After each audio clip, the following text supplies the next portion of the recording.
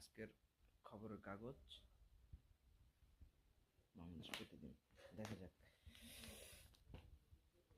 প্রথম পৃষ্ঠায়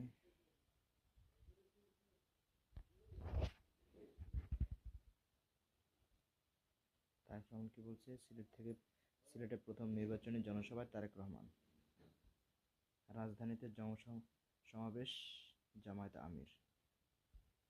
ভোটের উৎসবমুখর প্রচার। হ্যাঁ, রমজানের আগে সক্রিয় বাজার সিন্ডিকেট।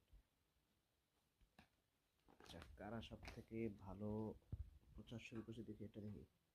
3 নেতা ও হাদির কবর জিয়ারত করে প্রচারে এনসিপি। হ্যাঁ, এটা ঠিক আছে, সাপোর্ট দিলাম। সবারটাই ঠিক আছে, তো এটা একটু ইউনিক, মানুষ যেটা চায় আর কি, বেশিরভাগ মানুষ। নির্বাচনে সেনাবাহিনী সর্বাত্মক সহযোগিতা দেবে সেনাপ্রধান, ইনশাল্লাহ। বাংলাদেশ প্রতিদিন।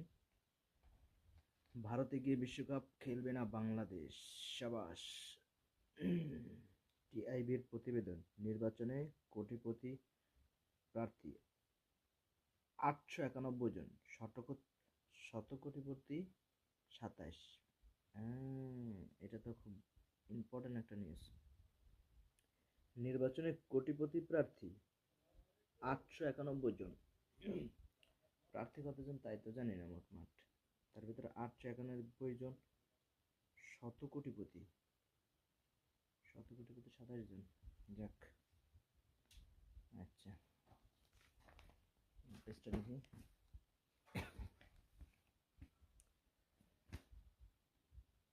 ক্রিকেটারদের সঙ্গে জরুরি বৈঠক ক্রীড়া উপদেষ্টা। ভালো। আজকে কত তারিখ? শুক্রবার 23 জানুয়ারি 26, 9 মাঘ 1432, 3 শাবান 1447 হিজরি। এটা কি? ভোটারদের নিরাপত্তার ঝুঁকির মুখে। ওয়াই? ত্রয়োদশ জাতীয় সংসদ নির্বাচনে ফেনী 3 দাগ চা কি লাগছে। আচ্ছা, যাই হোক, এটা দেখি। গুরুত্বপূর্ণ অনুকূল নির্বাচনী পরিবেশ। আচ্ছা, সংস্কার প্রচেষ্টায় যুক্তরাষ্ট্রের প্রশংসা। যাই হোক, ফ্রন্ট পেজে যেটা ছিল